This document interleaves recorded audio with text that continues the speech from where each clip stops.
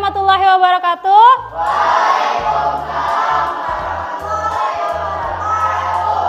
Sebelum memulai pembelajaran, Ibu minta tolong ketua kelas pimpin doa dulu ya.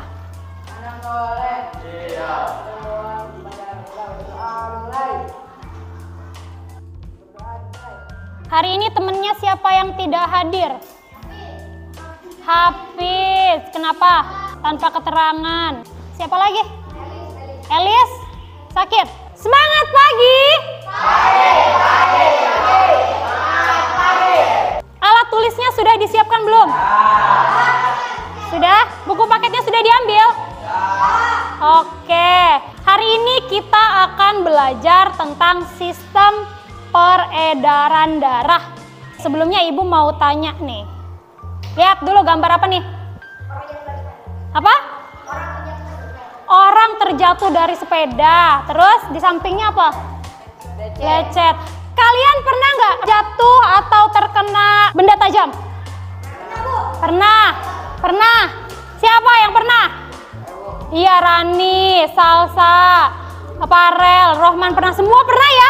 Oke, ketika terjatuh atau terkena benda tajam, apa yang terjadi? Sakit. Kenapa lecet-lecet? Terus berdarah ya. Ada cairan yang keluar dari tubuh ya. Warnanya apa? Merah. Apa sih darah itu? Apa kira-kira kandungan yang ada di darah? Udah tahu belum?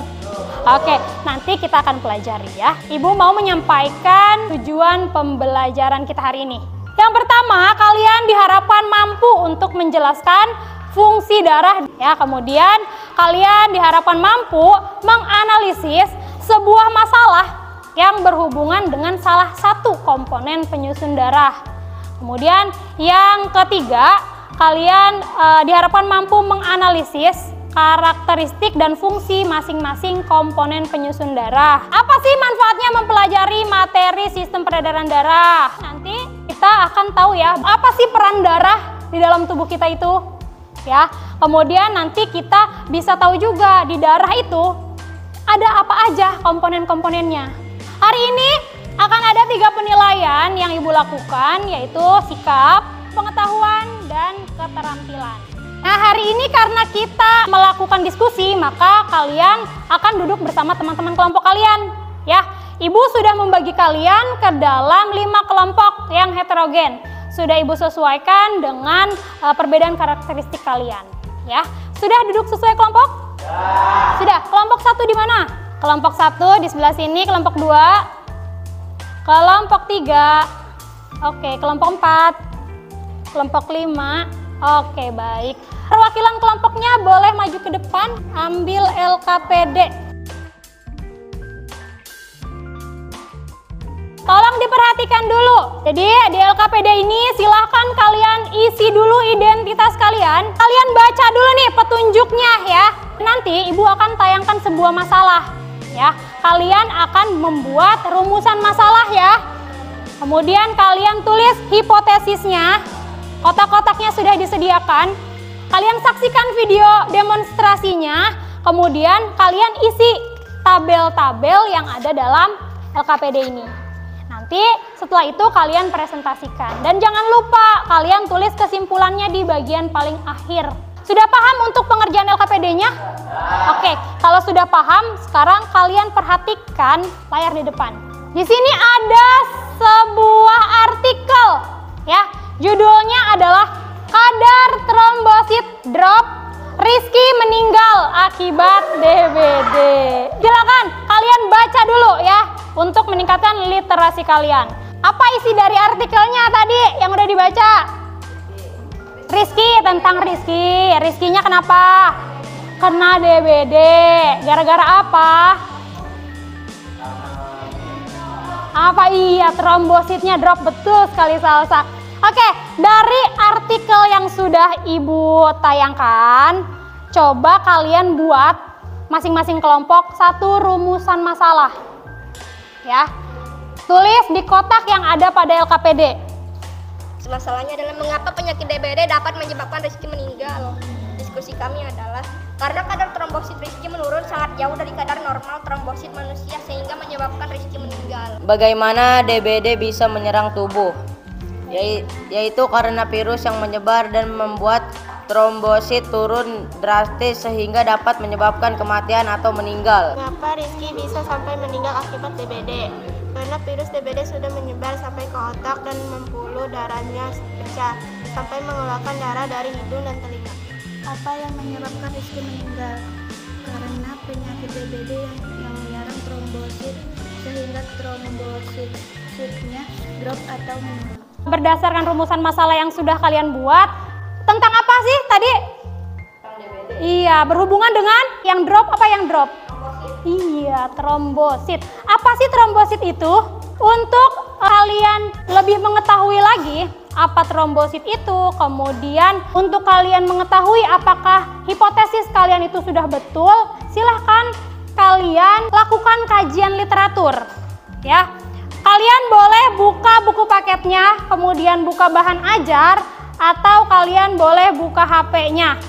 Kemudian kalian jawab pertanyaan-pertanyaan dalam LKPD, lalu nanti kalian buka barcode yang ada di LKPD untuk melihat tayangan video ya, untuk kalian melakukan penyelidikan tentang komponen darah. Silahkan kalian kerjakan LKPD-nya. Yain nomor 1, 2, 3 ya, boleh dibagi betul. Kamu kerjain nomor 1, 2, 3, kamu yang tabel. Salah satu buka videonya, langsung ditonton videonya boleh. Nah, udah. Oke. Yang mana? Nah, lapisan-lapisannya tuh, Ki, perhatiin.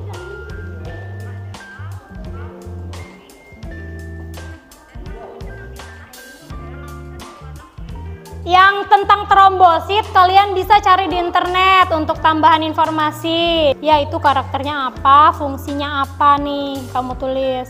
Kan ada 4 tuh, sesuai sama ini hurufnya dong dulu. Yang W apa? W tulisnya di sini, W apa? Iya. Nah, ini milimeter kubik.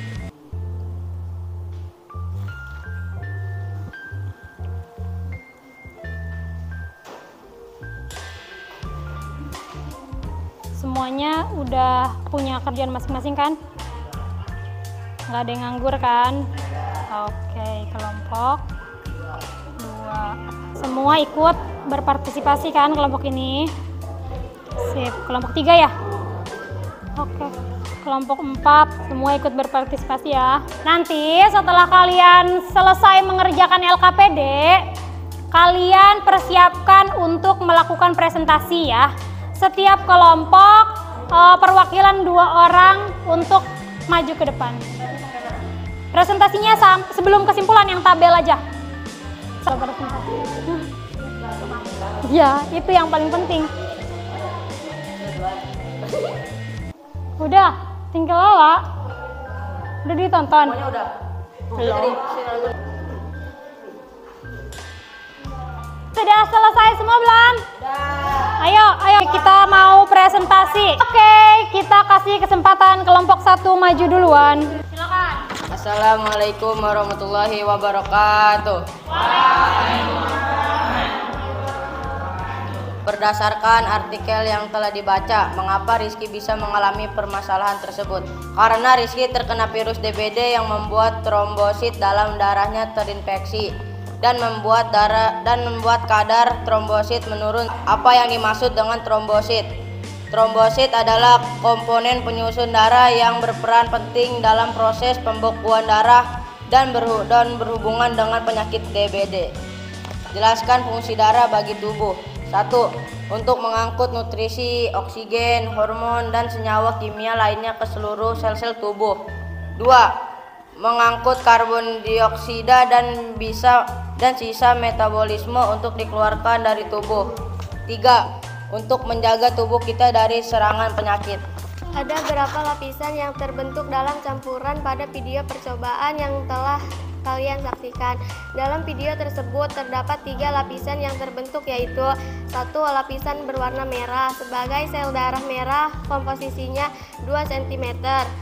Buih sebagai sel darah putih, komposisinya 0,5 cm. Lapisan berwarna kuning keruh sebagai plasma darah, komposisinya 3 cm. Dapat kalian lihat komponen darah setelah dipisahkan. A. Plasma darah, jumlahnya 55%. B. Sel darah putih dan keping darah, jumlahnya 1%. Sel darah merah, jumlahnya 44%. Nama komponen penyusun darah. Sel darah merah. Karakteristik: terbentuk bulat pipi dengan bagian tengah cekung atau bikonkav. Tidak memiliki inti sel. Berwarna merah karena mengandung hemoglobin. Fungsi: mengantarkan oksigen dan karbon dioksida ke seluruh tubuh. Menemukan golongan darah. Sel darah putih memiliki bentuk yang tidak tepat atau bersifat ameboid. Setiap 1 mm kubik darah mengandung sekitar 8.000 sel darah putih.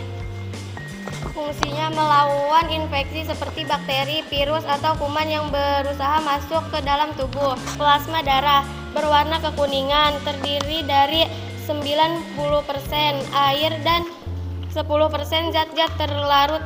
Fungsi: mengangkut sari-sari makanan ke seluruh tubuh, menjaga tekanan darah, membantu mengumpulkan darah, mengatur suhu tubuh. Trombosit bentuk cakram berdiameter 2-4 mikrometer. Bentuk trombosit beraneka ragam, yaitu bulat, oval, dan memanjang, tidak berinti dan granula. Fungsi: menyumbat pembuluh darah yang rusak, mencegah kehilangan darah, melawan virus akibat penyakit, membantu penyembuhan luka. Ada yang beda nggak? Tadi sudah dijelaskan juga karakteristiknya. Kelompok? Apa kamu bedanya? Kami menjelaskan jenis-jenis sel darah putih, contohnya eosinofil yang mengandung granula berwarna merah, basofil yang mengandung granula berwarna biru, neutrofil yang disebut juga sebagai sel polimorfonuklir, limfosit yang terdiri dari 2 jenis, yaitu sel T dan sel B, dan monosit, leukosit yang berukuran yang paling besar. Itu saja. Lengkap banget ya. Jadi di bagian sel darah putihnya dijelaskan jenis-jenisnya. Oke, masih ada lagi yang beda dari yang lain? Ada. Kelompok lain masih ada beda? Nggak ada? Oke, kalau tidak ada, kita beri applause untuk kelompok 1. Sekian dari kelompok kami. Assalamualaikum warahmatullahi wabarakatuh. Dari hasil diskusi kelompok kalian, dari hasil presentasi temannya juga tadi jawabannya sudah lengkap ya. Kemudian tadi dari kelompok 3 menjelaskan bahwa ada berapa jenis? Berapa? 5 jenis. Apa saja tadi jenis-jenisnya? Eosinofil, basofil, neutrofil, limfosit, monosit. Yang lain silakan kalian tambahkan ya. Kalau diperhatikan menggunakan mikroskop, bentuknya seperti ini nih. Ayo, bacakan kesimpulannya. Kesimpulan dari kelompok kami, fungsi darah dalam tubuh yaitu untuk mengangkut nutrisi, oksigen, hormon, dan senyawa kimia lainnya. Penyakit DBD disebabkan oleh virus yang menyerang salah satu komponen penyusun darah, yaitu trombosit. Sel-sel darah yaitu terdiri dari sel darah merah, sel darah putih, dan keping darah. Dari pembelajaran hari ini, coba kita refleksikan. Pertama sudah ngapain? Apa? Membaca artikel, terus membuat rumusan masalah, betul. Apalagi? Apa Salsa? Melihat video, terus ngapain lagi habis lihat video? Terus ngisi apa? Ngisi LKPD, terus presentasi, betul. Terus iya, di akhir membaca kesimpulan. Dari materi yang sudah disampaikan, ada yang mau ditanyakan nggak? Ada yang kurang jelas? Kalau cukup, Ibu punya soal evaluasi yang harus kalian kerjakan. Silakan buka grup kelasnya.